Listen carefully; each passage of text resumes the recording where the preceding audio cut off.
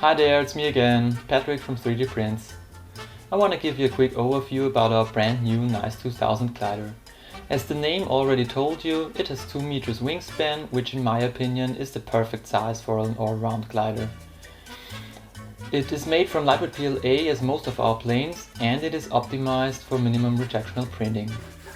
It is highly inspired by RES and HLG planes, and it features a 4-flap wing for better control in different flight situations.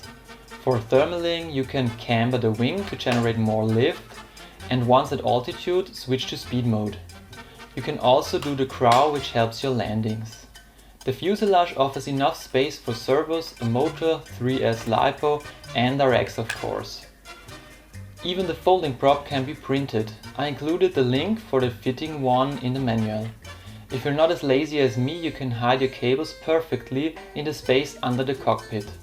As you can see, we tried our best to create a fairly simple plane, whether it is to print, build or fly.